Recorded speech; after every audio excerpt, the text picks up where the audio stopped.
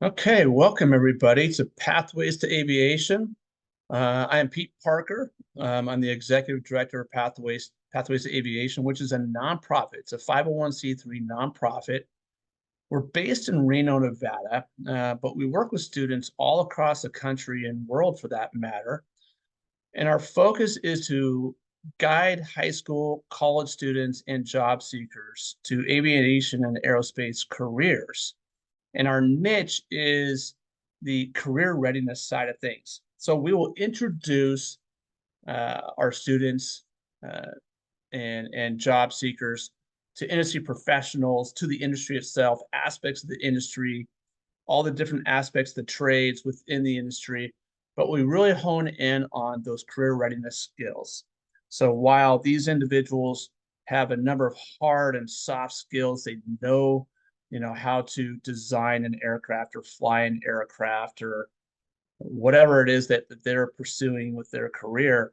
We'll help them with writing their resume and their online presence and networking and interviewing, and then guiding them to three specific outcomes. One is to earn a scholarship to help pay for that training, that extended training, that education to pursue their dreams. The other is if they're looking to leave high school and go into a trade school or a four-year university or even a flight training program, we guide them towards those opportunities and hopefully connect them with the admissions departments of each so that they can pursue and land the school of their choice. And the third is to secure that initial career position, and not just any job, but the job that they're pursuing.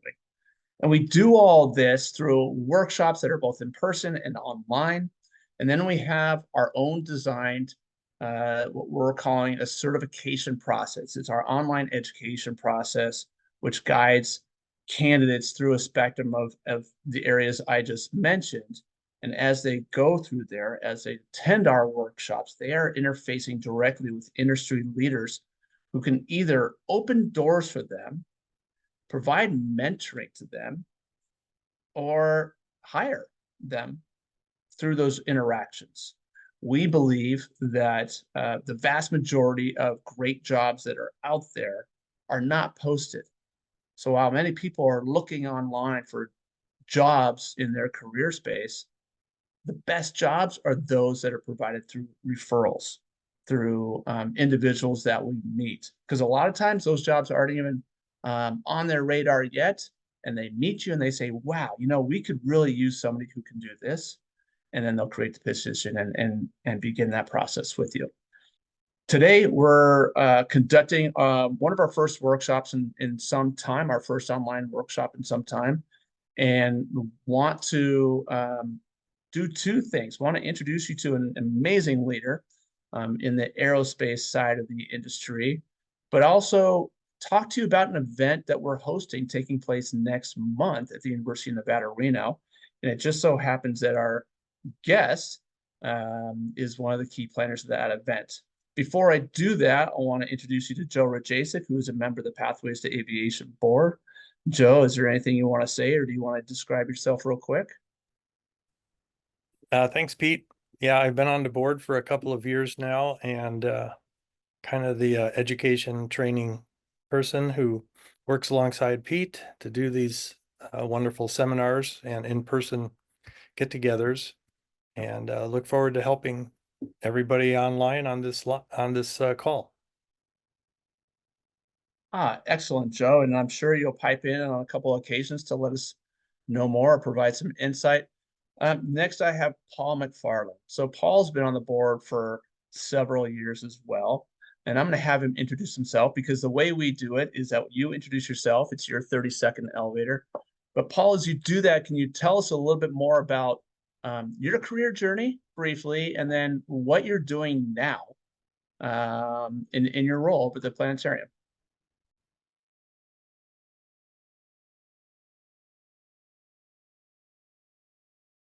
Let me unmute here. I've been enjoying getting to listen to you guys, and thanks for hosting a workshop here and February of 2024. We're excited about the future. My name is Paul McFarlane. I am an educator and director here at the Fleischmann Planetarium and Science Center. I graduated from the University of Nevada, Reno a number of years ago and was excited about working with students of all ages. Worked in the school district for a number of years, and then I got to work with a group that was based with NASA to found a space center here in northern Nevada. And then I got a chance to come back and become the director here at the Fleischmann Planetarium, an institution that's been here for a long time, helping people of all ages learn about science and technology and astronomy and space exploration.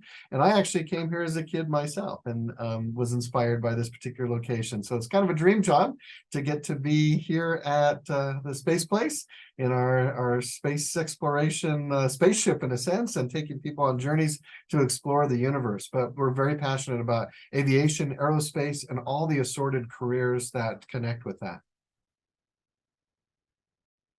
And as Pete said, one of the things Pete, is this a good time to share a little bit about the planetarium? Well, tell us all about it. Okay, cool. Well, thank you. This last year, 2023 was our 60th anniversary, our diamond anniversary. So we're starting our 60th year of operations now. It was the world's first atmospherium. The first place that could showcase 360-degree images of the daytime sky as well as the nighttime sky. And many of you are familiar with this historic building. It was iconic and futuristic when it opened in 1963, and I think it still is. I'm going to see if I can actually, maybe I can pull up, let's see if we can pull up a little few images, and we'll do this. There we go. There's the famous building. Is that showing up okay on the screen? So it's in what's called a hyperbolic paraboloid. It's very representative of the space race era. They were experimenting and exploring how they could use concrete and steel and glass to create space age buildings. And they found an architect named Raymond Hellman who actually could represent this three-dimensionally. That curve is the curve of the ecliptic, the path of the sun and the moon and the planets across the sky, the edge of our solar system. It's in the same style as the Space Needle up in Seattle. It's a Populux building, and it was the headquarters for the Desert Research Institute. The founder was an atmospheric physicist, a world-class atmospheric physicist. They were interested, it was the time when they had founded NASA, and they were exploring aeronautics and aviation and aerospace. And they wanted to showcase all of this new science in a way that would help us during the Cold War, of course, advance in science and technology and engineering and math. That mission is still just as relevant today, to advance science and science education. And they built this amazing space inside of it where they could showcase all this science and tell stories about the stars. And they could take the camera underwater and take people through that experience. They could take you out to Saturn V rocket launches and you could see that occur. And it was the first planetarium in the world that could do those 360-degree images. So it really changed the way planetariums work all around the world. For 10 years, this was the only place that could do that. And then that became the standard kind of for the modern planetarium shows. So we like to say it's the biggest little planetarium in the world because it really changed the way planetariums work. And it still has that mission, even 60 years later, of introducing people of all ages to aviation, aerospace, astronomy, and all the different branches of science. And we are now part of the College of Science at the University of Nevada, Reno. We're excited to be working with the dean. We'll be having a friend of hers who is also an astronaut coming out to visit and doing a program in April. But even before then, we've got this exciting event coming up in March. But we wanted to let you know a little bit about that. We're also excited about some developments that are occurring.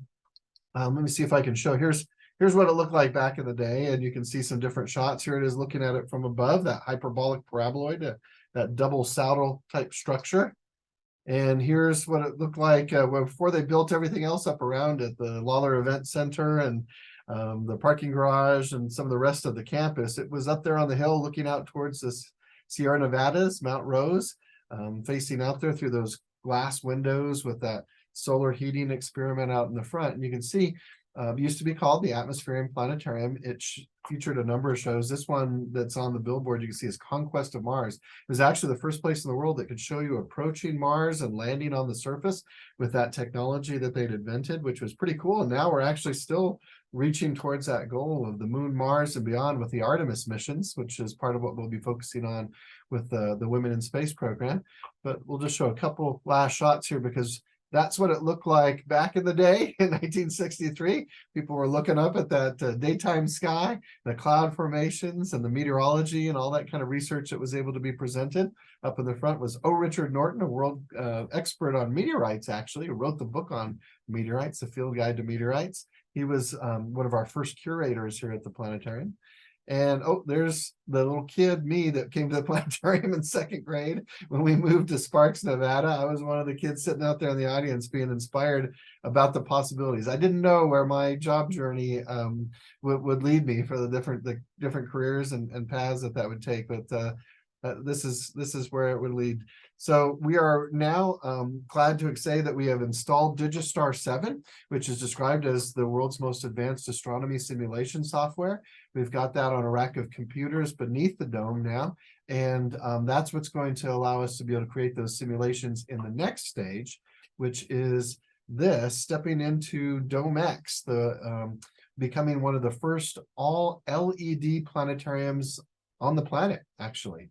And one of the first, if not the first university to have this kind of technology that's going to allow us to visualize all kinds of things, from aviation and aerospace and space exploration to journeys through the human body, under the ocean, all kinds of possibilities in science, art, culture, music, live events, whether that's basketball, football, or other presentations. We can visualize all those kinds of experiences and take you out to the furthest reaches of the universe with this technology. So thanks to the Guillemot Foundation, we're so excited that our dome will become the George W. Guillemot Dome, digital dome, and it will incorporate this extraordinary technology, kind of a visualization technology that can represent just about anything. If you can imagine how they filmed The Mandalorian in that 3D kind of LED type environment, that's what this is going to be capable of doing. So we're excited to work with engineers, scientists, artists, musicians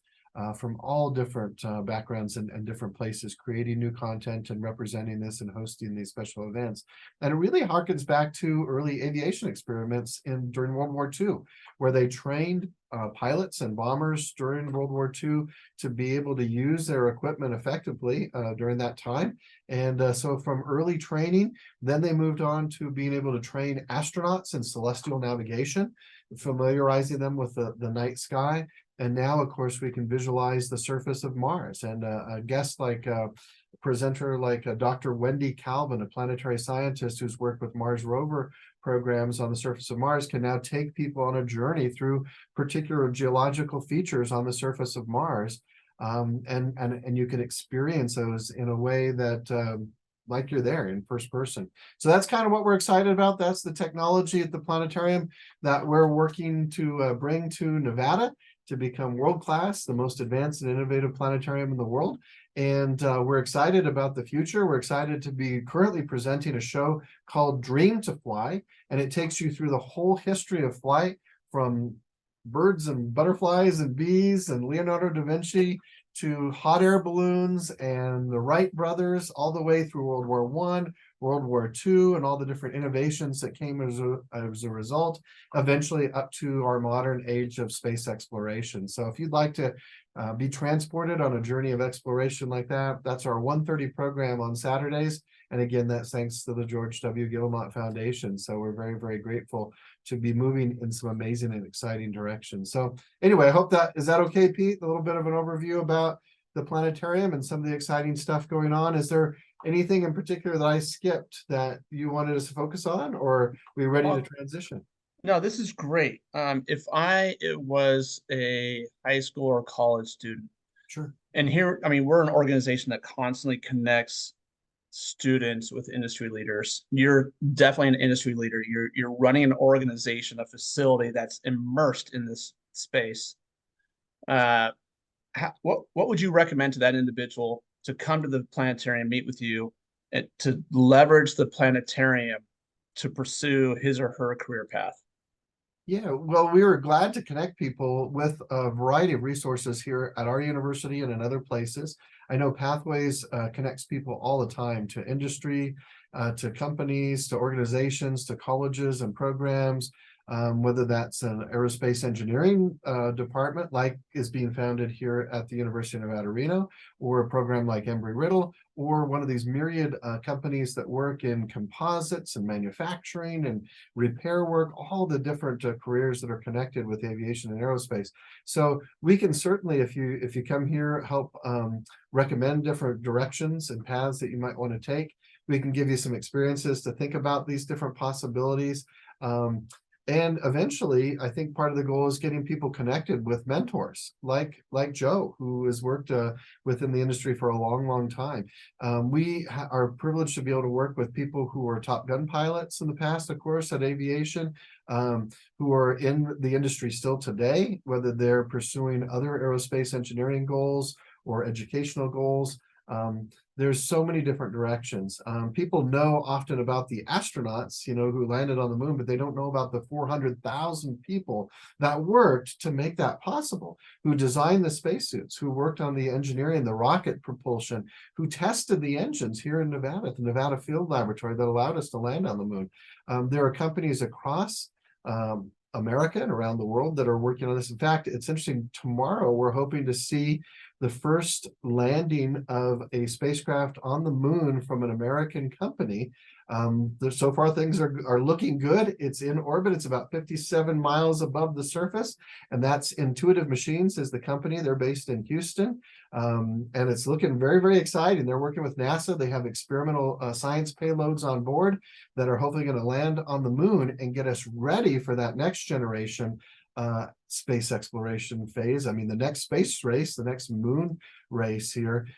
This year, we're going to see a lot of companies. Of course, Japan became the 5th country to land successfully on the moon just recently, and now other companies are in the wings to do a similar thing later this year. Another American company, Firefly Aerospace. So the number of jobs are exploding in all of these different areas. Whether you're interested in going into physics and doing astronomy research, we're going to be working on some ideas for additional observatories and science classes. And you could get started just with that, taking courses here on campus, whether that's in physics and astronomy or if that's in aerospace and engineering.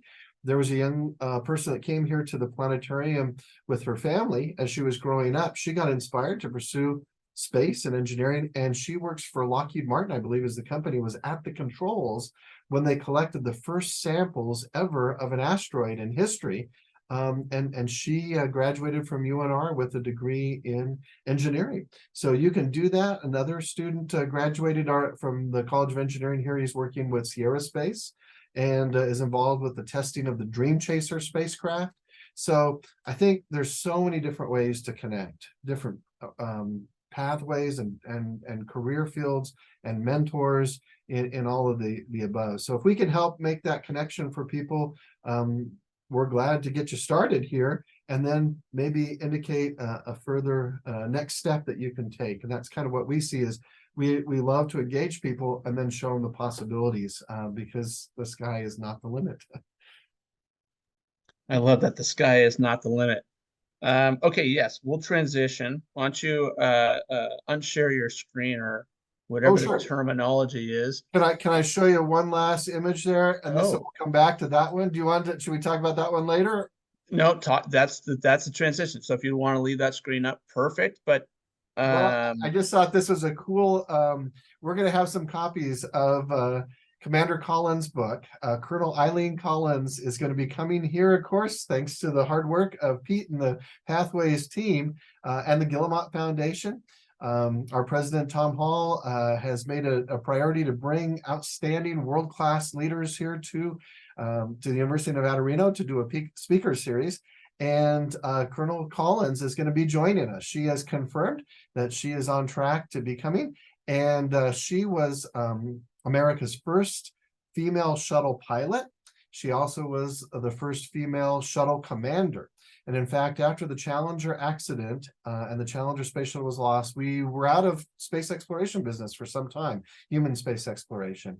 But NASA re-geared, retooled, re-examined how they were doing, what they were doing. And when it came time for America to return to flight, they chose a commander to lead that mission, and Colonel Eileen Collins was that commander to take America back to space.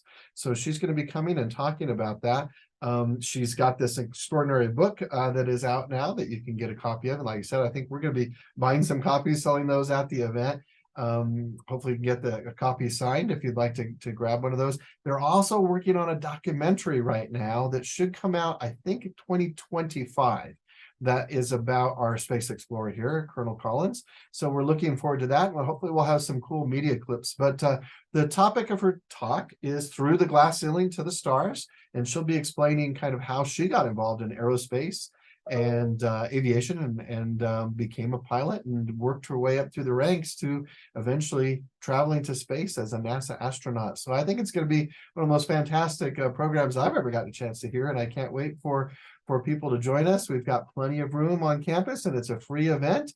Thanks to the hard work that the Pathways Board and Pete you're putting on is to make this available to everyone free of charge. And it's not just about the speaker. That's going to be spectacular, but there's even more that you can participate in. So shall I transition to some of the other exciting features that are involved? Go for it. Cover it all, buddy. Well, I know Pete's been working on the different companies that are going to be represented there at the event. There's going to be a chance to meet with industry leaders. You can pick up more information, maybe look into possible careers or internships or programs, educational programs, all kinds of opportunities. Of course, the planetarium will be there. We'll have a mobile dome set up that'll take you to space as well. And then there'll be people from a variety of different career fields. I know there's going to be some of the Top Gun pilots there and others from the university and the aerospace department. So if you're interested in any or all of the above, this is the place to be to experience that and maybe have a little bit of astronaut ice cream as a treat that evening as well. So it should just be a fantastic event for all ages and particularly for those who are curious about their future and the next generation of possibilities that exist out there. So it should be spectacular. Awesome. Thanks for sharing. Okay, now you can unshare your screen. So if I remember correctly, and I do, the room opens up at 5. And we're in the ballroom up at the university in the Joe Crowley Student Union. So the room opens up at 5. There will be exhibitors there. And so what we did last year is so there are 3 ballrooms, and to the far, I think it's east, and we had, I think, 18 exhibitors there. And that is where to go before the show begins. And it's an amazing opportunity to visit with all these industry leaders, these organizations. So far, we have 7 on board right now. There will probably be closer to 15, but like the Nevada NASA Space Grant Consortium, which was, I think, the first one to sign up. Nevada Aviation Association, the Sierra Battle-Born Women in Aviation International Group is there. So there are different organizations who will be there. I think there'll be 3 flight training centers there. Nevada Flight just signed up today. And so it's a great opportunity for students to come visit with those exhibitors. And each of them know, like Sierra Nevada Corporation, they'll be there. They'll know that there are individuals coming to their tables, talking to them about jobs, not just jobs that are available today or next month, but jobs that will be waiting for them in 5 years if they're in high school and they get through college, those jobs will be waiting for them there. And then they sit down and listen to the presentation. Are there going to be other speakers there, Paul? Yes, that's an exciting question. So to kind of give you a possibility, and we can't confirm this yet, but we mentioned that America's Race to the Moon is going forward, other countries as well around the world, and NASA has a program called Artemis, which has selected the next generation of astronauts who will be going forward to the moon, men and women, the first women and the next group of men. One of these astronauts, we are working to try to see if we can bring her as well.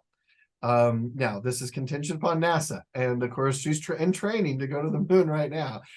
If they give her permission, however, to allow her to come out, Nicole Mann is an outstanding aviator. She did aircraft carrier landing. She is now, she was the first woman of indigenous descent to go to the International Space Station. So she is already a NASA astronaut, and she is part of the core that will be selected for the future moon missions, including the surface of the moon. So Nicole is amongst the very small group of people who may actually be setting foot on the moon once again. She or one of her colleagues could be the first woman to set foot on the moon. And a request is in place right now to see if she will be able to come and join us. But as we say, her training takes precedent, and that she is, as a part of NASA's core, she's responsible to answer to them as far as whether she's allowed to come out or not to do public events. But there's a good chance that she may be able to come out and join us, along with some of her friends and colleagues, people who worked with her as NASA, as Top Gun pilots. So some of those pilots will be at the event as well. So we're going to have some really amazing individuals there, men and women who have led the world in aviation and aerospace. And I hope Nicole can join us. I know that Eileen Collins is excited about coming out and joining us. So we're going to have a fantastic lineup of individuals, as you mentioned, from different companies, Sierra Space, Sierra Nevada Corporation, others who are really making the future, which is, I think, exciting. So if people want to learn more about the future and how they can be part of the future, this is a great event for them to participate in. Nice. So what I'm hearing also is that I don't have to be fixated on becoming an astronaut. If I want to just work in the industry, or I'm just an enthusiast, whether it's in aerospace or aviation or whatever, this might be a great place for me to go to either like geek out or to kind of get inspired to pursue a career. Would that be good? Correct? I think you're absolutely right. I think, like we said, a lot of times people think, oh, if I'm not going to become a pilot or an astronaut or something like that, is there still a place for me? Well, absolutely. NASA works with engineers and with artists, with film directors and composers, people who work in all these different disciplines, whether that's communications, or the engineering, the material science, it's all of the above. And so I think that's the wonderful thing about space, is it's totally interdisciplinary, from food science and biology and the discovery and the search for life on other worlds. All these things come together. It's an exciting nexus of opportunity. So yeah, I'd encourage people to come out regardless of what they're interested in, and space is for everyone. But so is aviation and aerospace as well. So it really connects to all of the above. That's awesome. Thanks, Paul. And Joe, I'm going to pick on you. You've been to a number of these events. If you had advice, and I know you do, for anybody, but particularly high school, college students, and job seekers, to kind of navigate through the room, where would your advice start? It would start with the first person you meet. Talk to everybody, because you don't know what could result. You don't know if this person is the CEO of a company or they're a pilot in training. So mingle, get to know people, have some kind of a business card, ask for business cards, ask for contacts. You can never have too many contacts. And I like that.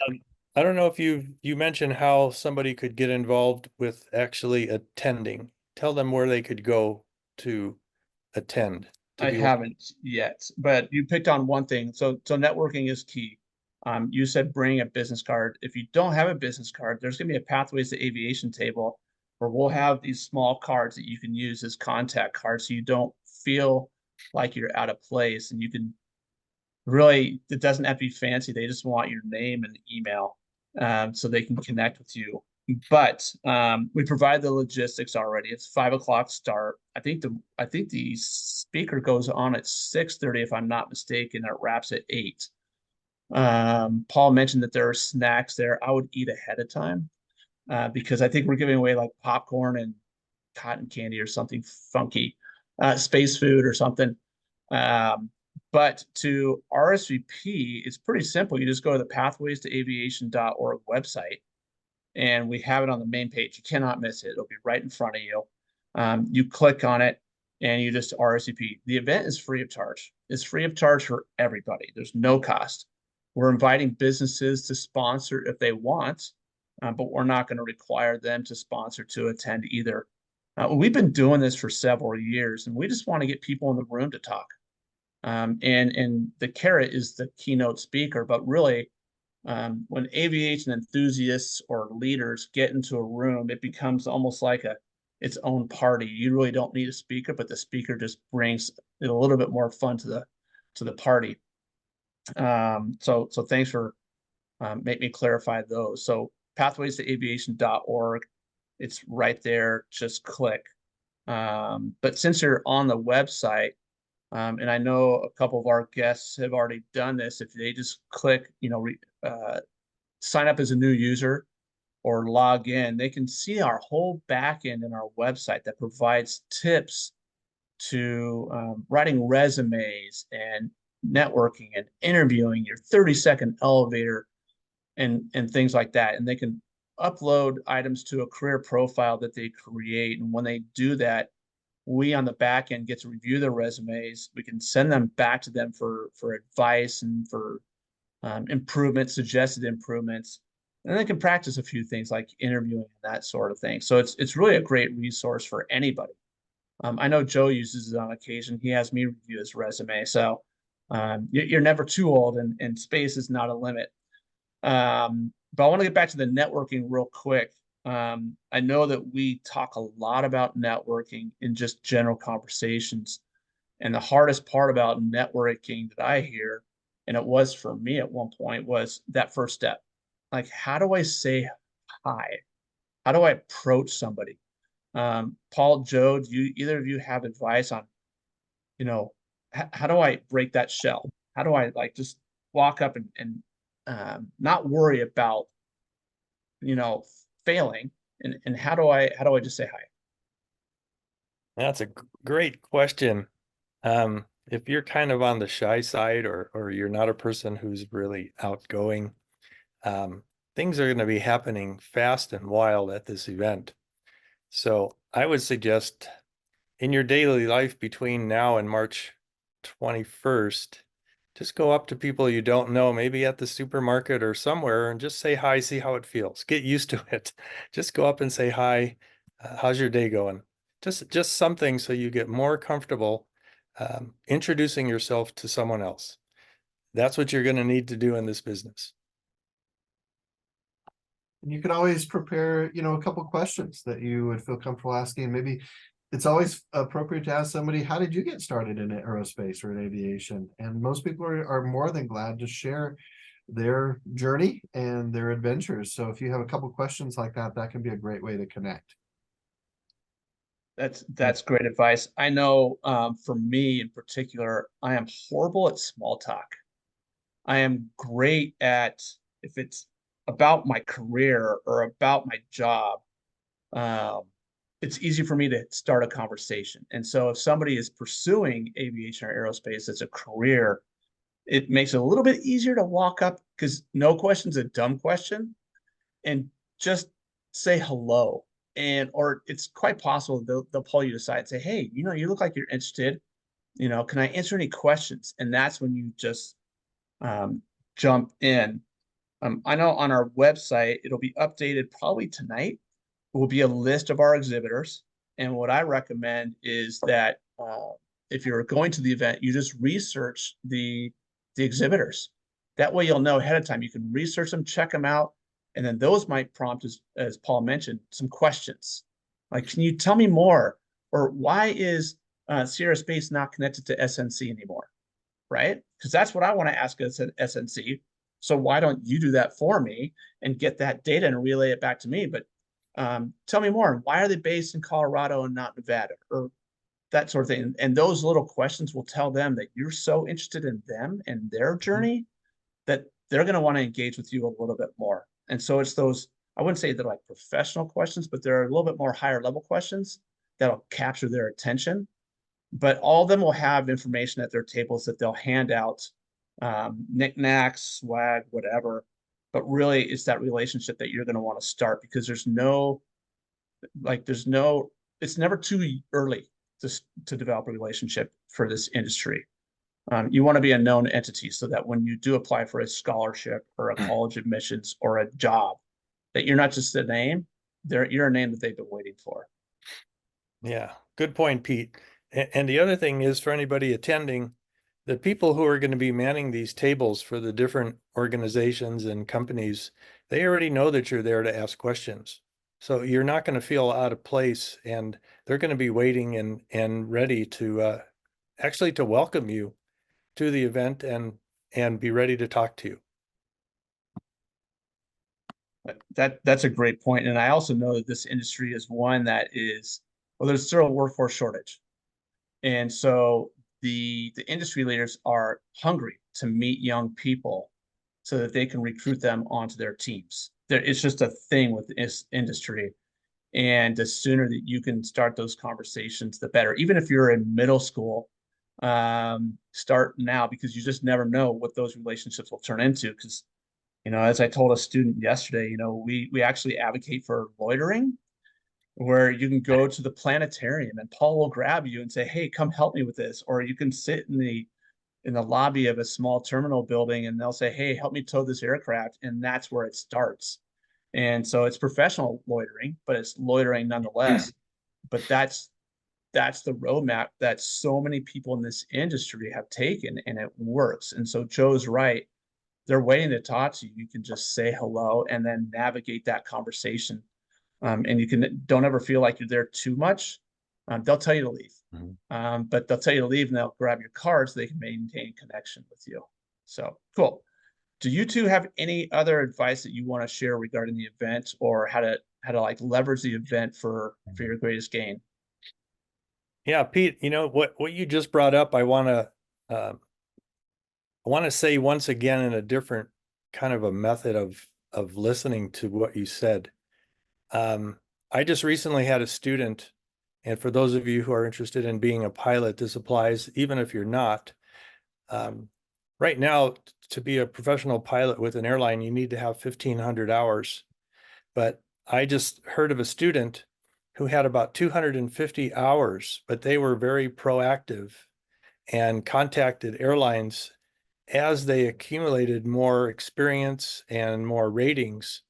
And this one person, who's not even 18 years old yet, with 250 hours, got a line number with Republic Airlines for the future, which is maybe 2, 3, 4 years away, because they were proactive. So when you meet these people, if you're coming to the event, or even if you're going to meet people at your airport or other companies in your town, it's not too early to start talking. Yeah, no, and I think as Pete and Joe had mentioned, there's the free registration online. So I would take advantage of that. Go online, get your spot. It is expected to get pretty popular, and as it gets closer to the event, those spots can fill up. So grab a spot for yourself, for friends and family members. If you want some support, some other people around you, that's not a bad idea to bring your friends. If you've got some people in a class that you're taking, whether it's a science class or something that's related to aviation or aerospace, or just people at your school, bring your group with you, and you can reserve some seats in advance and make sure that you've got those spots and get it on your calendar and make the most of this opportunity. It's not that often that we get a chance to have such a convergence of companies and individuals with such incredible talent and enthusiasm. So I think it's going to be exciting to hear about Colonel Collins and her adventures, and also the future of space exploration for America and for the world. So time to get on board and sign up. It's free. Yeah, those are great points. And I guess there's another not so secret way to RSVP as well.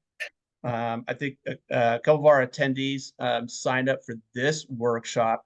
They can just sign up in that same spot. There's an event just above it. And for the women in space, they can just click on that and they'll automatically be added to the list. So that is another way. And then, as Paul mentioned, there's a group coming. We've already heard from CAP up at Truckee Tahoe that wants to come. They want to bring 20 some odd people. I just need to know the number and we can add them to the list. And so they're in.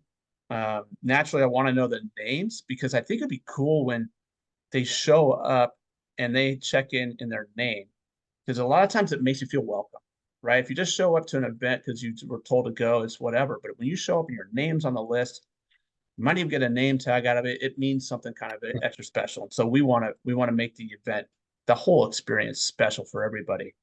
But students can definitely sign up on our main website, just right there, because we're really encouraging them to really utilize our website, particularly the back end, when they sign up as a candidate, to create a career profile and kind of go through the process with us.